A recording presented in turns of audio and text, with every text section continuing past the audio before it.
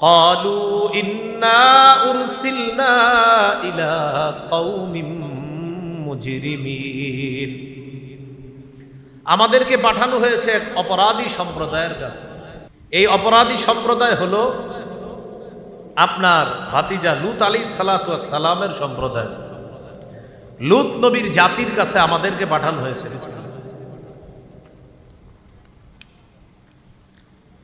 তাদের অপরাধ সূরা শুআরার 165 থেকে 69 নম্বর আয়াতে আল্লাহ বলেন, আতাতুনাজ যুকরানা মিনাল আলামিন, তোমরা এই পৃথিবীর মধ্যে তোমরাই কেন এমন যে তোমরা খালি পুরুষের কাছে গমন করতে চাও? নাউজুবিল্লাহ বলেন।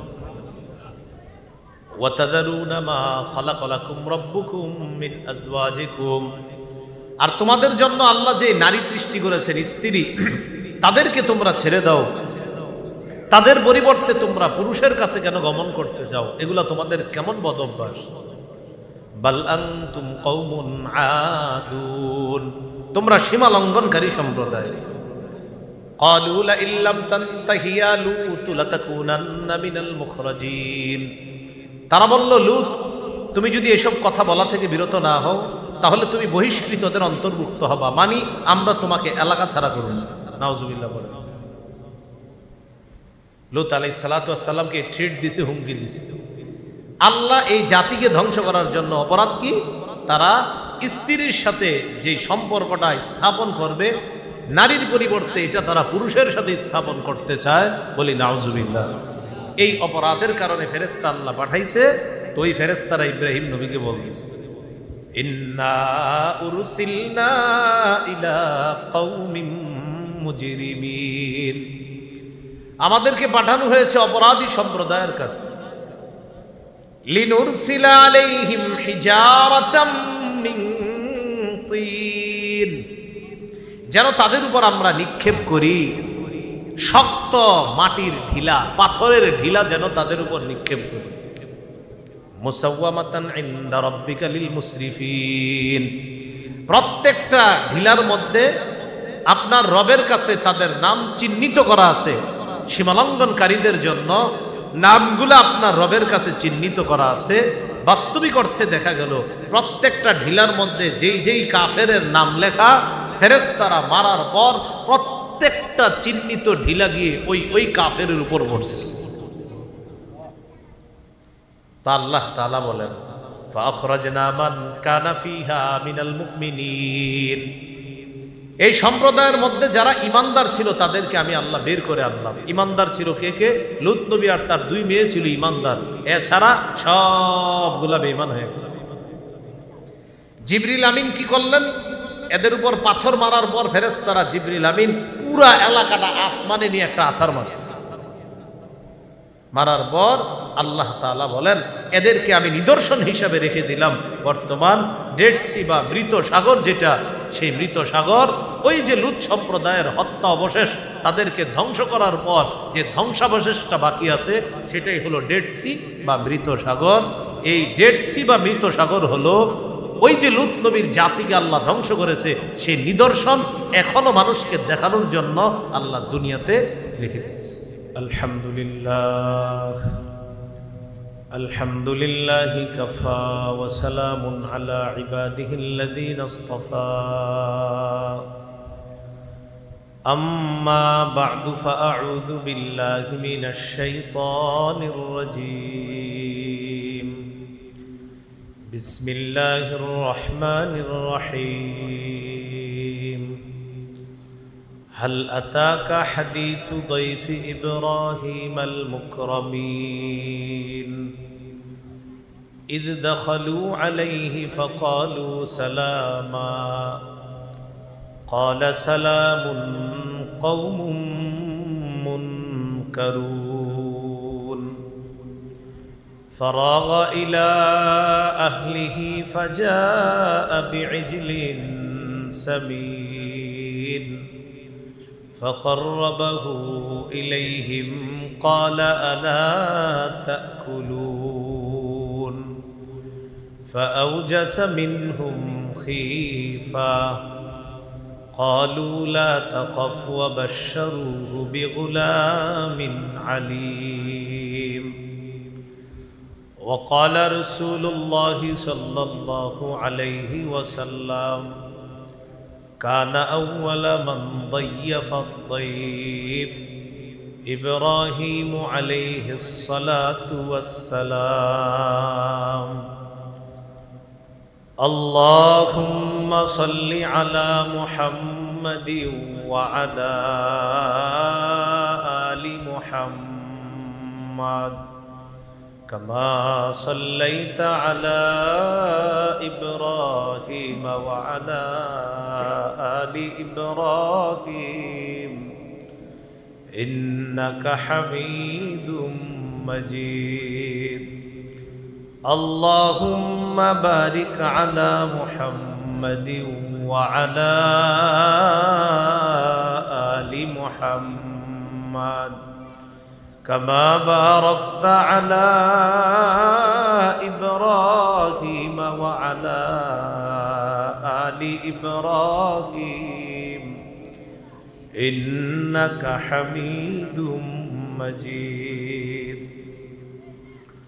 اللهم إني أعوذ بك من شر لساني ومن شر سمعي ومن شر بصري ومن شر مني দক্ষিণ রালদিয়া যুব সমাজ ও এলাকাবাসীর উদ্যোগে কবরবাসীদের রুহের মাগফিরাত কামনায় দোয়া ও ইসলাহি মাহফিলে গুরুত্বপূর্ণ আলোচনা করেছেন মুফতি ফারুক আহমেদ সাহেব, মুহাদ্দিস মহামায়া মাদ্রাসা, খতিব বাবুরহাট কেন্দ্রীয় জামে মসজিদ, হাফেজ মাওলানা সাব্বির আহমেদ ওসমানী, খতিব বাইতুর রহমান জামে মসজিদ, পরিচালক বাইতুল আমান আশরাফুল উলুম মাদ্রাসা রামগঞ্জ লক্ষ্মীপুর, মাওলানা শহীদুল্লাহ খতিব অত্র মসজিদ, সভাপতি ইয়াসিন ফরহাদ রাসেল, প্রধান পৃষ্ঠপোষক আল হিলাল ফাউন্ডেশন, পরিচালক গ্রিন প্রপার্টিজ বিডি,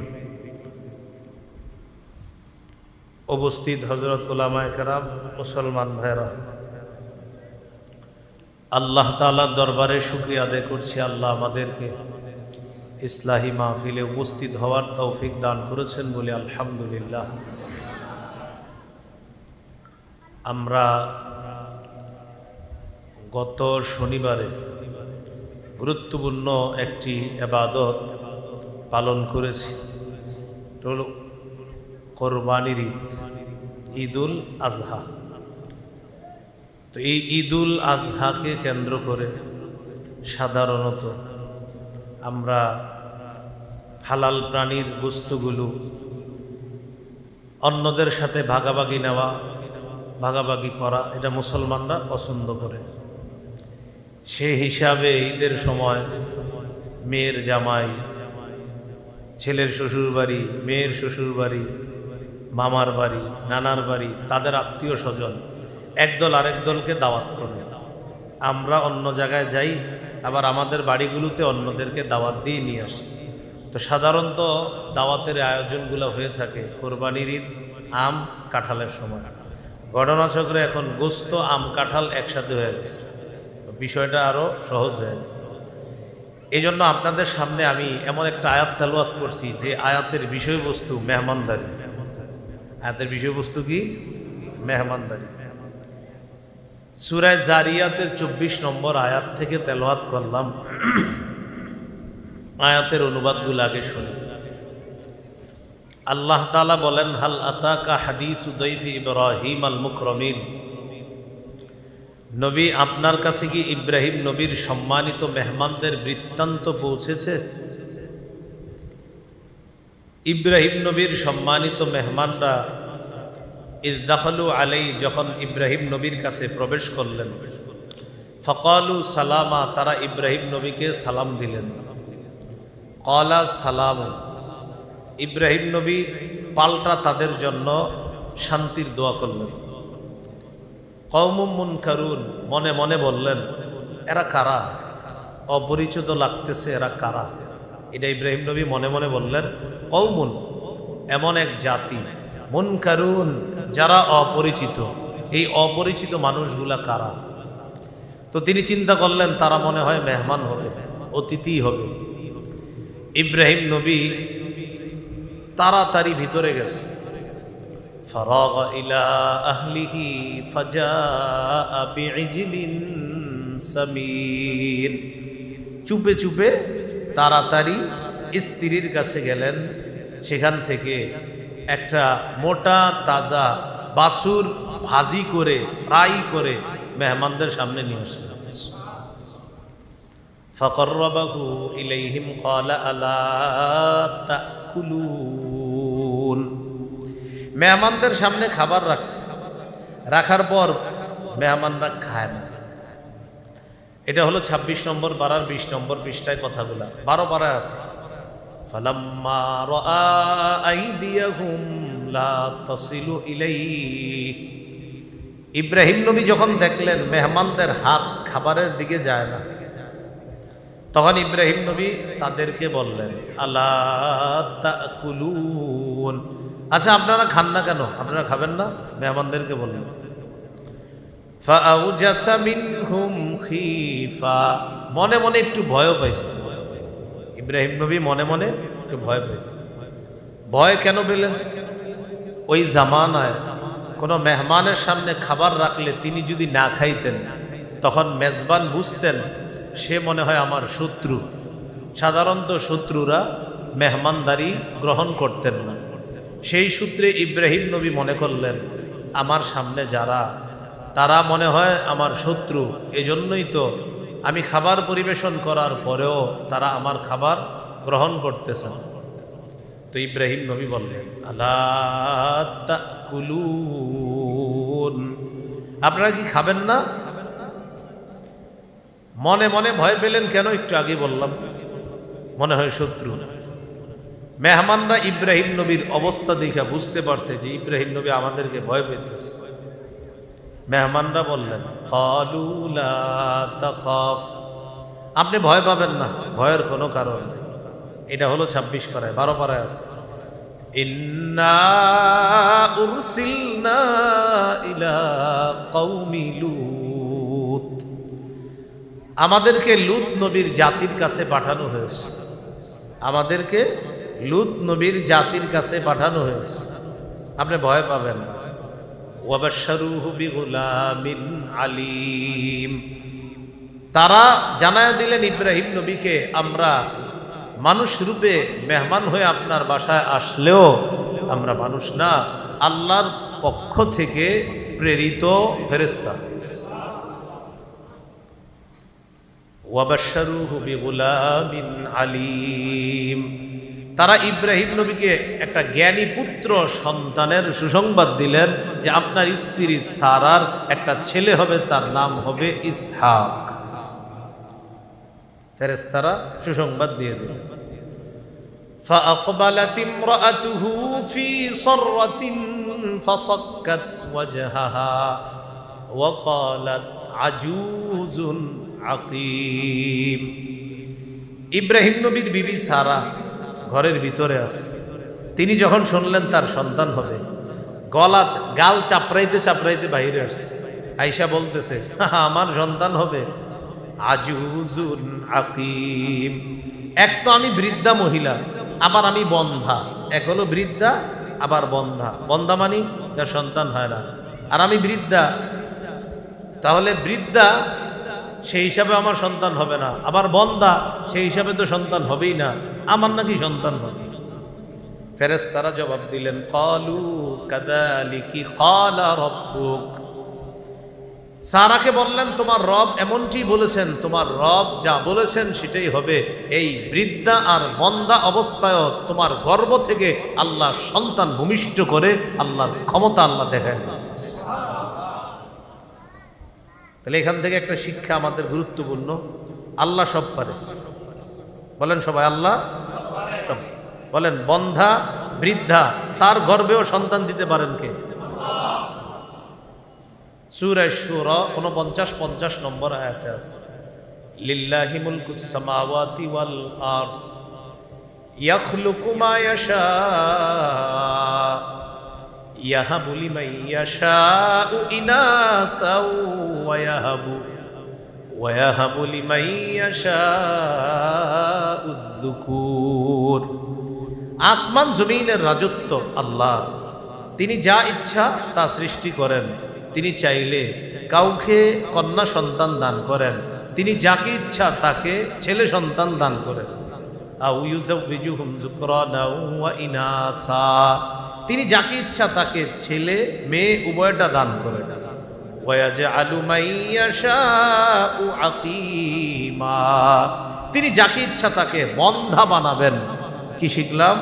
ছেলে মেয়ে, অথবা ছেলে মেয়ে উভয়টা, অথবা কিচ্ছু হবে না, ক্ষমতা কার? তাহলে মূল আলোচনায় ফিরে যাই। সারা বললেন আমি বৃদ্ধা, আমি বন্ধা, আমার নাকি আবার ছেলে হবে, তাও নামও বলে দিছি ইসহাক। ফেরেশতারা বললেন হ্যাঁ তোমার রব বলেছেন, অতএব হতেই হবে, হবেই হবে, যেহেতু আল্লাহ বলছেন। ইন্নাহু হুয়াল হাকীমুল আলীম, আল্লাহ মহাপ্রজ্ঞাময় মহাজ্ঞানী, আল্লাহ মহাপ্রজ্ঞাময় মহাজ্ঞানী। আমরা টোটাল আলোচনা থেকে একটা বিষয় বুঝতে পারলাম, ফেরেশতারা ইব্রাহিম নবীর ঘরে মেহমান হয়ে আসার একটা উদ্দেশ্য আমরা পেয়ে গেলাম, সেটা হলো তার স্ত্রী সারার গর্ভে একটা সন্তান হবে, এই সুসংবাদ দেওয়ার জন্য। ইব্রাহিম নবী নবুয়তি বিচক্ষণতার মাধ্যমে পাল্টা আরেকটা প্রশ্ন করলেন ফেরেশতাদের, ক্বালা ফামা খাতবুকুম আইয়ুহাল মুরসালুন, ও প্রেরিত ফেরেশতাগণ তোমাদের মূল উদ্দেশ্যটা কি একটু বলো তো। আমারে তো ছেলের সুসংবাদ দিলা, তোমাদের মনে হয় আরো কোনো উদ্দেশ্য আছে, একটু বলো তো। ইব্রাহিম নবীর বিচক্ষণতার মাধ্যমে বুঝছে।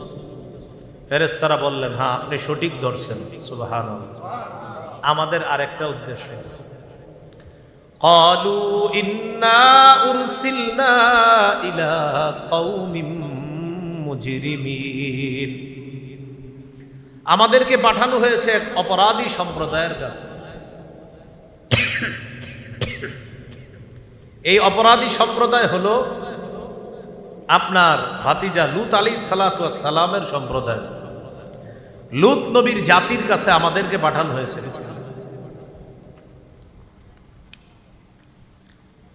তাদের অপরাধ সূরা শুআরার 165 থেকে 69 নম্বর আয়াতে আল্লাহ বলেন, আতাতুনাজ যুকরানা মিনাল আলামিন, তোমরা এই পৃথিবীর মধ্যে তোমরাই কেন এমন যে তোমরা খালি পুরুষের কাছে গমন করতে চাও? নাউজুবিল্লাহ বলেন। ওয়া তাযারুনা মা খালাকা লাকুম রাব্বুকুম মিন আজওয়াজিকুম, আর তোমাদের জন্য আল্লাহ যে নারী সৃষ্টি করেছেন স্ত্রী, তাদেরকে তোমরা ছেড়ে দাও, তাদের পরিবর্তে তোমরা পুরুষের কাছে কেন গমন করতে চাও? এগুলা তোমাদের কেমন বদ অভ্যাস? বাল আনতুম কওমুন আদুন, তোমরা সীমা লঙ্ঘনকারী সম্প্রদায়। ক্বালু লা ইল্লাম তানতাহি ইয়া লূত লাতাকুনান্না মিনাল মুখরাজিন, তারা বলল লূত তুমি যদি এসব কথা বলা থেকে বিরত না হও তাহলে তুমি বহিষ্কৃতদের অন্তর্ভুক্ত হবা, মানে আমরা তোমাকে এলাকা ছাড়া করব না। নাউজুবিল্লাহ বলেন। লূত আলাইহিস সালাতু ওয়াস সালামকে ট্রিট দিছে, হুমকি দিছে। আল্লাহ এই জাতিকে ধ্বংস করার জন্য অপরাধ কি? তারা স্ত্রীর সাথে যে সম্পর্কটা স্থাপন করবে নারীর পরিবর্তে এটা তারা পুরুষের সাথে স্থাপন করতে চায়, বলি নাউজুবিল্লাহ। এই অপরাধের কারণে ফেরেশতা আল্লাহ পাঠাইছে। তো ওই ফেরেশতারা ইব্রাহিম নবীকে বলতেছে, ইন্না উরসিলনা ইলা কওমিম মুজরিমিন, আমাদেরকে পাঠানো হয়েছে অপরাধী সম্প্রদায়ের কাছে। লিনুরসিলা আলাইহিম হিজারাতাম মিন তিন, যেন তাদের উপর আমরা নিক্ষেপ করি শক্ত মাটির ঢিলা, পাথরের ঢিলা যেন তাদের উপর নিক্ষেপ করি। মুসাওয়ামাতান ইনদা রাব্বিকা লিল মুসরিফিন, প্রত্যেকটা ঢিলার মধ্যে আপনার রবের কাছে তাদের নাম চিহ্নিত করা আছে। সীমালঙ্ঘনকারীদের জন্য নামগুলো আপনার রবের কাছে চিহ্নিত করা আছে। বাস্তবিক অর্থে দেখা গেল প্রত্যেকটা ঢিলার মধ্যে যেই যেই কাফেরের নাম লেখা, ফেরেশতারা মারার পর প্রত্যেকটা চিহ্নিত ঢিলা গিয়ে ওই ওই কাফেরের উপর পড়ছে। তা আল্লাহ তাআলা বলেন, ফাখরাজনা মান কানা ফিহা মিনাল মুমিনিন, এই সম্প্রদায়ের মধ্যে যারা ইমানদার ছিল তাদেরকে আমি আল্লাহ বের করে আনলাম। ইমানদার ছিল কে কে? লূত নবী আর তার 2 মেয়ে ছিল ইমানদার, এছাড়া সবগুলা বেঈমান হয়ে গেছে। জিবরিল আমিন কি করলেন? এদের উপর পাথর মারার পর ফেরেশতারা জিবরিল আমিন পুরা এলাকাটা আসমানে নিয়ে একটা আছাড় মারার পর আল্লাহ তাআলা বলেন এদেরকে আমি নিদর্শন হিসাবে রেখে দিলাম বর্তমান ডেড সি বা মৃত সাগর, যেটা সেই মৃত সাগর ওই যে লূত সম্প্রদায়ের হত্যা অবশেষ, তাদেরকে ধ্বংস করার পর যে ধ্বংসাবশেষটা বাকি আছে সেটাই হলো ডেড সি বা মৃত সাগর।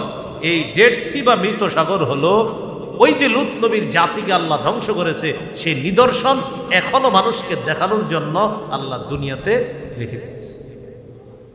তাহলে আজকের আলোচনার মৌলিক 2টা কারণ পাইলাম, সেটা কি?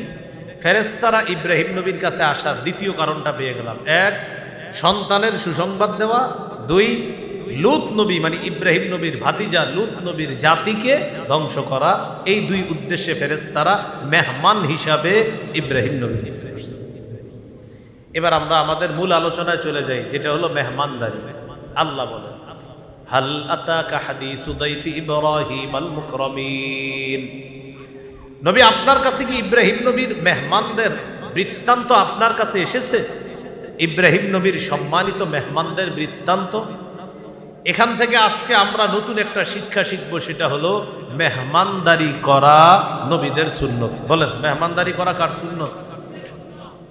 হাদিসে আসছে কানা আউওয়ালা মান দাইফা দাইফা ইব্রাহিম আলাইহিস সালাতু ওয়াস সালাম। পৃথিবীতে সর্বপ্রথম মেহমানদারির যে রীতিনীতি সুন্দরভাবে চালু করেছেন তিনি হলেন ইব্রাহিম আলাইহিস সালাতু ওয়াস সালাম। তাহলে কোরবানির সুন্নত পাইলাম ইব্রাহিম নবীর থেকে, আবার মেহমানদারির রীতিনীতিটাও পাইলাম ইব্রাহিম নবীর থেকে। এইগুলো মেহমানদারি সম্পর্কে প্রথম কথা। 2 নম্বর কথা, মেহমানদারি করা আমাদের নবী মুহাম্মদ সাল্লাল্লাহু আলাইহি সাল্লামের সুন্নত। এটা একটু মনে রাখবেন, আমাদের নবীজির নবুয়ত প্রকাশের আগে থেকেই রাসূলুল্লাহ সাল্লাল্লাহু আলাইহি সাল্লাম মেহমানদারি করতেন। আমাদের নবীজির নবুয়ত প্রকাশের আগে থেকেই নবী সাল্লাল্লাহু আলাইহি সাল্লাম মেহমানদারি করতেন। সহিহ বুখারীর 3 নম্বর হাদিস। জিবরিল আমিন নবীজির কাছে আসলেন।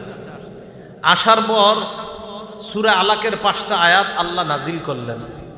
এই 5 আয়াত নিয়ে আমাদের নবী হেরা গুহা থেকে চলে আসলেন। ফারাজা বিহা ইলা রাসূলিল্লাহি সাল্লাল্লাহু আলাইহি ওয়াসাল্লাম ইলা খাদিজা। নবী কোরআনের 5টা আয়াত নিয়ে আম্মাজান খাদিজার কাছে আসলেন। বাসায় ঢুকলেন, ঢুকে বললেন জাম্মিলুনি জাম্মিলুনি, তোমরা আমাকে চাদর দিয়ে ঢাকো, তোমরা আমাকে বস্ত্রাবৃত করো, চাদর দিয়ে ঢাকো। ফাজাম্মালুহু, সবাই তাকে চাদর দিয়ে ঢাকলেন, কাপড় দিয়ে ঢাকলেন। হাত্তা যাহাবা আনহুর রাউ', নবীজির ভয়টা কেটে গেছে। নবীজি ভয় পাইতেছে কি? খাদিজা রাদিয়াল্লাহু তাআলা আনহাকে হেরা গুহার পুরা হিস্টরি শোনাইলেন। খাদিজা এমন এমন একজন আসছে, আসার পর আমাকে বলতেছে পড়ো, তো আমি এরকম এরকম হয়েছে ঘটনা। নবীজি বলেন লাকাদ খাশিতু আলা নাফসি, খাদিজা আমার ভয় হইতেছে। কয় কেন? আমারে মনে হয় কেউ মেরে ফেলবে। নবীজি বলতেছে, খাদিজা রাদিয়াল্লাহু তাআলা আনহা জবাব দিলেন কাল্লা ওয়াল্লাহি লা ইউখজিকাল্লাহু আবাদা, কখনো না, আল্লাহর কসম, আল্লাহ আপনাকে কখনো লাঞ্ছিত করবে না। কে বললেন? বিবি। কেন? তখন স্ত্রী খাদিজা রাদিয়াল্লাহু তাআলা আনহা মানে আমাদের আম্মাজান খাদিজা রাদিয়াল্লাহু তাআলা আনহা বললেন আপনার মাঝে অসাধারণ 5টা গুণ আছে, যে গুণগুলা থাকার কারণে আমি সাক্ষী দিতেছি আল্লাহ আপনাকে লাঞ্ছিত করবে না। এই 5 গুণ সবার থাকে না, তবে আপনার এই অসাধারণ 5টা গুণ আছে। তার মানে এখান থেকে বোঝা যায় আমাদের নবীজির নবুয়ত প্রকাশ মাত্র পাইল, ওই যে কোরআন আয়াত নাজিল হইল, তো এর আগে থেকে আমাদের নবীর অসাধারণ কয়টা বৈশিষ্ট্য? 1 নাম্বার ইন্নাকা লাতাসিলুর রহিম, আপনি রক্তের সম্পর্ক রক্ষা করেন, আত্মীয়তার সম্পর্ক রক্ষা করেন, এই গুণটা আপনার মাঝে আছে। 2 নাম্বার ওয়া তাকসিবুল মা'দুম, অসহায় মানুষকে আপনি সহযোগিতা করেন, এই গুণটা আপনার মাঝে সব সময় আছে। 3 নাম্বার ওয়া তাহমিলুল কাল্লা, আপনি বোঝা বহন করেন। যে মানুষ বোঝা বইতে পারে না তার বোঝা আপনি বহন করেন। আপনি মানুষের বোঝা বহন করতে করতে অনেক দূর পর্যন্ত নিয়ে যান, যতক্ষণ না পর্যন্ত আপনার কাঙ্ক্ষিত জায়গায় না পৌঁছেন সেই পর্যন্ত আপনি বোঝা বহন করে দেন। এই গুণ আপনার মাঝে আছে। 4 নাম্বার ওয়া তাকরিদ তাইফা, আপনি মেহমানদারি করেন, এই গুণ আপনার মাঝে আছে। 5 নাম্বার ওয়া তুইনু আলা নাওয়াইবিল হক, মানুষ সত্যের উপর অটল থাকতে গিয়ে যদি কোনো বাধার সম্মুখীন হয় সেই মানুষটার সহযোগিতায় সবার আগে আপনি দৌড়ে আসেন। এই 5 অসাধারণ গুণ সাধারণত মানুষের মাঝে থাকে, একটা থাকে, দুইটা থাকে, এই 5টা গুণ একসাথে আপনার মধ্যে আছে। আমার বিশ্বাস, আল্লাহর কসম, আল্লাহ আপনাকে লাঞ্ছিত করে। এখান থেকে আমরা কি শিখলাম? আমাদের নবীজির নবুয়ত প্রকাশের আগে থেকেই নবীজির মধ্যে অসাধারণ 5টা বৈশিষ্ট্য ছিল। এর মধ্যে একটা হলো মেহমানদারি করা। তাহলে 1 নাম্বার শিখলাম মেহমানদারি নবীদের সুন্নত, যেমন ইব্রাহিম নবীর সুন্নত। 2 নাম্বার মেহমানদারি আমাদের নবীর সুন্নত।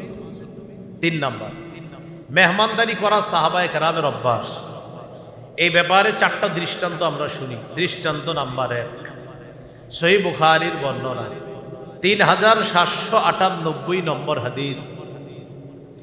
এই হাদিসের মধ্যে আসছে এক মেহমান নবীজির কাছে আসছে, ফাবাআসা ইলা নিসাইহি, নবীজি স্ত্রীদের কাছে সংবাদ পাঠাইলেন, আমার কাছে একজন মেহমান আসছে, আচ্ছা তোমাদের ঘরে কি কোনো খাবার আছে? মেহমানকে মেহমানদারি করার জন্য এটা স্ত্রীদের কাছে সংবাদ পাঠাইলেন। ফাকুলনা মা মা'না ইল্লাল মা, স্ত্রীরা জবাব দিলেন আমাদের ঘরে পানি ছাড়া কিছু নেই। কি ছাড়া? একটু বুঝেন কথাটা কি বলছে? আমাদের ঘরে, এখান থেকে একটু আমরা বুঝি। আমাদের কারো ঘরে যদি পানি থাকে আর কোনো খাবার নাই, আমাদেরকে কেউ যদি বলে ভাই খাবার আছে, তখন আমরা কি বলি? না না, খাবার টাবার নাই। পানি ছিল কিন্তু কি বলি আমরা? না, খাবার টাবার নাই। নবীর বিবিরা কি বললেন? ঘরে পানি ছাড়া। এখান থেকে বোঝা যায় নবীর বিবিরা পানিটারও একটা খাবার মনে করতেন, কারণ তাদের ঘরে মাসের পর মাস এই পানি থাকতো, খাবার মাঝে মাঝে খেজুর, এই 2টা ছাড়া আর খাবার থাকতো না। এই জন্য বললেন যে ঘরে পানি ছাড়া আর কোনো খাবার নাই, একটা খাবার আছে, কি? পানি। তো নবীজি সাল্লাল্লাহু আলাইহি সাল্লাম চিন্তা করলেন মেহমানদের তো আর শুধু পানি দিয়ে খাওয়ানো যাবে না। নবীজি একটা ঘোষণা করলেন, মাইয়াজুম্মু হাযা আও মাইয়ুদিফু হাযা, আচ্ছা তোমাদের মধ্যে কেউ আসো আমার এই মেহমানকে মেহমানদারি করবা? একটু মাথায় আনেন কথাটা, মেহমান নবীর, নবী বলতেছে আমার মেহমানকে মেহমানদারি করবা, আসো কেউ? ফাকামা রাজুলুম মিনাল আনসার, এক আনসারী সাহাবী দাঁড়িয়ে বললেন হুজুর আমি আছি। সুবহানাল্লাহ। ফানতালাকা বিহি ইলা ইমরাআতিহি, সাহাবী মেহমানকে নিয়ে চলে গেলেন বাড়িতে, স্ত্রীর কাছে গেলেন, গিয়ে বললেন আকরিমি দাইফা রাসূলিল্লাহি সাল্লাল্লাহু আলাইহি ওয়াসাল্লাম, বাসায় আল্লাহ রসুলের মেহমান নিয়ে আসছি, মেহমানকে সম্মান করো, যথেষ্ট খাতিরদারি করতে হবে, কারণ এটা সাধারণ মেহমান না, এটা আল্লাহ রসুলের মেহমান। স্ত্রী বললেন হ্যাঁ আপনি মেহমান নিয়ে আসছেন, বুঝে শুনে আনছেন? মা ইনদানা ইল্লা কুতুসি বিয়ানিনা, ঘরে তো বাচ্চাদের খাবার ছাড়া আর কোনো খাবার নাই, আপনি খাওয়ার মতো খাবার নাই, আমি খাওয়ার মতো খাবার নাই, বাচ্চাদের একটু খাবার আমি কষ্ট করে সংগ্রহ করছিলাম, এটা ছাড়া আর কিচ্ছু নাই ঘরে। মেহমান কার? রসুলের। ঘরে নাকি খাবার নাই? স্বামী বললেন কিছু করার নাই, সাবধান, তোমারে 3টা কথা বলি, মন দিয়ে শোনো। হাইয়ি তাআমাক, ঘরে যেই খাবার আছে বাচ্চাদের ওটাই তুমি তৈরি করো। ওয়া আসবাহি সিরাজাক, বাতিটা জ্বালায় দাও। 3 নাম্বার ওয়া নাউমি সিবিয়ানাকি ইদা আরাদু আশা, বাচ্চারা রাতের খাবার চাইলে ভুলভাল বুঝ দিয়ে ঘুম পাড়ায় দিবা, ঘুমাও ঘুমাও দিতেছি এগুলা বইলা ঘুম পাড়ায় দিবা। তাহলে বাচ্চাদের খাবার তৈরি করো, আপাতত বাতিটা জ্বালাও, বাচ্চারা চাইলে ঘুম পাড়ায় দিবা। ফাহাইয়া আত-তাআমাহা, স্ত্রী খাবার তৈরি করলেন, তৈরি করার পর এবার মেহমানের সামনে খাবার দিবে, মেহমানকে বসাইলেন। বসানোর পর স্বামী স্ত্রীকে বুদ্ধি দিলেন, তুমি এক কাজ করবা, বাতিটা ঠিক করার বাহানায় বাতিটার কাছে দাঁড়ায়া বাতিটা নিভাইয়া দিবা। কয় বাতি কেন নিভাবো? বাতি নিভানোর পর, কারণ মেহমান ওই জামানায় মেজবান ছাড়া খাইতেন না, তো এই জন্য মেহমান খাবার দেওয়ার পর বলবে, ভাইজান আপনি খাবেন না, আপনার স্ত্রী খাবে না, বাতি জ্বলবে না, আমি আর তুমি অন্ধকারে মুখ নাড়াবো, মেহমান খাবে আর আমরা দুইজন শুধু মুখ নাড়াবো, যেন মেহমান বুঝে যে আমরাও খাইতেছি, আর খানা না আসা পর্যন্ত তোমার খালি বাতি ঠিক করতেই থাকবা, কিন্তু বাতি যেন না জ্বলবে। তো বাচ্চাদেরকে ঘুম পাড়ায় দিস। সুম্মা কাবাত কান্নাহা তুসলিহু সিরাজাহা, বিবি বাতির কাছে গেছে, বাতিটাকে ঠিক করার বাহানায় আতফাআতহু, বাতিটা একদম নিভাইয়া দিছে। নিভাইয়া দেওয়ার পর এবার খালি গুতায়, মানে মনে করেন বাতি ঠিক করে, আহারে ঠিক হইতেছে না, আহারে ঠিক হইতেছে না, আমরা বাংলাদেশি ভাষায় আর কি, এর মানে ইচ্ছা করেই ঠিক করতেছে না। এদিক দিয়ে তারা দুইজন খাবারের অভিনয় করতেছে। হাদিসে আসছে ইউরিয়ানিহি আন্নাহুমা ইয়াকুলান, তারা দুইজন মেহমানকে বুঝাইতেছে, মেহমান সাহেব আমরাও খাইতেছি, আপনিও খান। মেহমানের খাবার শেষ, বাতিও ঠিক। ফাবাতা তাবিয়াইন, রাতের বেলা স্বামীও ক্ষুধার্ত, স্ত্রী ক্ষুধার্ত, বাচ্চাগুলাও ক্ষুধার্ত, সব ক্ষুধা নিয়ে রাতে ঘুমাইছে। সকালবেলা সাহাবী নবীজির কাছে গেছে, নবীজি তারে দেখে বলতেছে, কি ব্যাপার? দহিকা রব্বুনা আও আজিবা রব্বুনা মিন ফাআলিকুমা আল-লাইলা, গত রাতে তুমি আর তোমার স্ত্রী মেহমানের সাথে যা করলা, তোমাদের এই কর্মকাণ্ডে আল্লাহ খুশিতে হাসি দিয়ে কোরআনের আয়াত নাজিল করে দিয়েছে। আল্লাহ খুশি হয়েছে, আবার হাসি দিছে, আবার কোরআনের আয়াত নাজিল করেছে। সূরা হাশরের 9 নম্বর আয়াত, ওই আয়াতে আল্লাহ বলেন, ওয়ায়ুসিরুনা আলা আনফুসিহিম ওয়ালাউ কানা বিহিম খাসাসা। নবীর সাহাবীদের অভ্যাস হলো এমন, তারা নিজেদের প্রচন্ড প্রয়োজন থাকা সত্ত্বেও তারা নিজেদের উপর অন্যদেরকে প্রাধান্য দেয়। এটা হলো আমার নবীর সাহাবীদের বৈশিষ্ট্য। সুবহানাল্লাহ। এই হলো সাহাবীদের মেহমানদারির একটা দৃষ্টান্ত। আরেকটা দৃষ্টান্ত দেখি, ইবনু আবিদ দুনিয়া হাদিসের কিতাব 20 নম্বর হাদিস। এই হাদিসের মধ্যে আসছে নবীজির একদল সাহাবী ছাত্র মাদ্রাসাতুস সুফা, সেখানে পড়াশোনা করতেন। মদিনায় নবীজির প্রতিষ্ঠিত প্রথম মাদ্রাসা, ওই মাদ্রাসায় সাহাবায়ে কেরাম পড়াশোনা করতেন। তো সেখানে যারা থাকতেন তাদেরকে বলা হতো আসহাবুস সুফা। তো হাদিসের মধ্যে আসছে, কানা আসহাবুস সুফফাতি ইযা আমসাউ ইনতালাকার রাজুলু বির রাজুল ওয়ার রাজুলু বির রাজুলাইন। আসহাবে সুফফা যারা, রাতের বেলা তাদেরকে একজন সাহাবী একজন ছাত্রকে বাসায় নিয়ে যাইতেন মেহমানদারি করার জন্য। ওয়ার রাজুলু বির রাজুলাইন, আবার কোনজন দুইজন সাহাবীকে নিয়ে যাইতেন মেহমানদারি করার জন্য, যেটা বর্তমানে আমরা বলি জায়গির। কি বলি? জায়গির বলি অথবা লজিং বলি। ওই যে মাদ্রাসার ছাত্রদেরকে খাওয়ান না আপনারা, এটা লজিং বা জায়গির। মনে রাখবেন, মাদ্রাসার ছাত্রদেরকে খাওয়ার মানি হলো আল্লাহ রসুলের মেহমানকে আপনি মেহমানদারি করতেছেন। তো নবীজির মাদ্রাসার ছাত্র যারা ছিলেন, একজনকে হয়তো একজন নিয়ে যাইতেন অথবা একজন দুইজনকে নিয়ে যেতেন। আর নবীজির একজন সাহাবী ছিল, নাম সাদ ইবনে উবাদা। فأما سعد بن عبادة فكان ينطلق بثمانين كل ليلة। সাহাবী সাদ ইবনে উবাদা প্রতি রাতে 80 জন সাহাবীর মেহমানদারি করতেন। মাসে না ডেলি রাতে? কয়জন? কেউ একজন, কেউ দুইজন, আর সাদ ইবনে উবাদা 80 জন প্রতি রাতে নিয়ে যেতেন। আসো বাসায় আসো, 80 জন। এ হলো সাহাবায়ে কেরামের মেহমানদারি। ইবনে আবিদ দুনিয়া এই কিতাবের 49 নম্বর হাদিসের মধ্যে আছে, আব্দুল্লাহ ইবনে ওমর রাদিয়াল্লাহু তাআলা আনহুমার বর্ণনা, তিনি বলেন, আহাব্বুত তাআমি ইলাল্লাহ মা কাসুরাত আলাইহিল আইদি। যে খাবারের মধ্যে হাত বেশি পড়ে ওই খাবার আল্লাহর কাছে বেশি প্রিয়। এর মানে যেই খাবারে মেহমান বেশি হয় ওই খাবার আল্লাহর কাছে সর্বাধিক পছন্দনীয় খাবার। আর একটা দৃষ্টান্ত শুনেন। নতুন বিয়ে করছে সাহাবী, নাম আবু উসাইদ আস-সাঈদী, বুখারীর বর্ণনা 5597 নম্বর হাদিস। হাদিসের বর্ণনাকারী সাহাবীর নাম সাহাল ইবনে সাদ আস-সাঈদী। যার ব্যাপারে বর্ণনা করতেছেন তার নাম আবু উসাইদ আস-সাঈদী, একটু মনে রাখেন, আবু উসাইদ আস-সাঈদী, বাস আবু উসাইদ একটু। উনি নতুন বিয়ে করছে। বিয়ে করার পর অলিমা, অলিমা মানে অর্থাৎ ছেলে পক্ষ মেয়ে পক্ষ সবাই ছেলের বাড়িতে আইসা অলিমা খাবে। তো বর্তমানে আমরা বলি বরযাত্রী, কি বলি? কন্যা যাত্রী বলেনি কেউ, বলে না। কারণ কন্যার বাপের বরযাত্রী বলা হয় বর্তমান যুগে কন্যার বাপের গলার মধ্যে পাড়া দিয়ে হলেও 300 জন গিয়ে তার বাড়িতে মেহমান হয়ে আমরা খেয়ে আসা, এটাকে বলা হয় বরযাত্রী। তো এই হলো বরযাত্রী। কন্যা যাত্রী কিন্তু শুনবেন না, অথচ উচিত ছিল কন্যা যাত্রী, হয়ে গেছে বরযাত্রী। উচিত ছিল অলিমা করা, করে কি? বৌবাত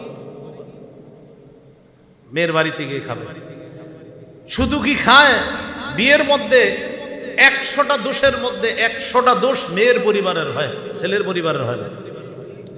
বিয়ে কি এক পরিবারের হয়েছে না 2 পরিবার? 100টা দোষ কোন পরিবারের? মেয়ের পরিবার। ছেলেরটা হয় না, কারণ ছেলে তো সে যে বিয়ে করছে এটাই তো বেশি। শুকরিয়া আদায় করেন। কি করছে? এর একটা ভাবসাব আছে না, আমি বিয়ে করছি, শুকরিয়া আদায় করেন। তো এরপর কি করবেন? এখন ইচ্ছা মতো শ্বশুর বাড়িতে পারাবো, যেহেতু আপনি বিয়ে করছেন আপনার একটা ভাবসাব থাকতে হবে না? রসুলের সাহাবী বিয়ে করছে আবু উসাইদ রাদিয়াল্লাহু তাআলা। বিয়ে করার পর তিনি অলিমার অনুষ্ঠান করলেন, সুবহানাল্লাহ বলেন। অলিমায় সাহাবীদেরকে দাওয়াত দিলেন, প্রধান অতিথি হিসাবে দাওয়াত দিলেন শ্রেষ্ঠ মানুষ মুহাম্মদ সাল্লাল্লাহু আলাইহি ওয়াসাল্লাম। প্রধান অতিথি দাআন নবী সাল্লাল্লাহু আলাইহি ওয়াসাল্লাম ইলা উরসিহি, নবীজিকে তার অলিমায় দাওয়াত দিলেন। তার স্ত্রী চিন্তা করলেন এমন মেহমান আর জীবনে পাওয়া যাবে না। নতুন বিবি চিন্তা করলেন এমন মেহমান আর পাওয়া যাবে না সহজে। স্ত্রী স্বেচ্ছায়, নববধূ, আমাদের দেশের নববধূদেরও আবার মাশাআল্লাহ 7-8 দিন নাকি ডেক্সির কাছে যাওয়াই নিষেধ, ওই নিয়ম কানুন কে জানে। ওই নববধূ চিন্তা করলেন সর্বনাশ, মেহমান আল্লাহর নবী, মেহমান সাহাবীরা, এই সুযোগ আর পাওয়া যাবে না। তিনি কি করলেন? তিনি নিজেই ভিতরে খাবার পরিবেশনের দায়িত্ব নিয়ে নিলেন। নতুন বিবি খাবার পরিবেশন করে কে? নতুন বিবি।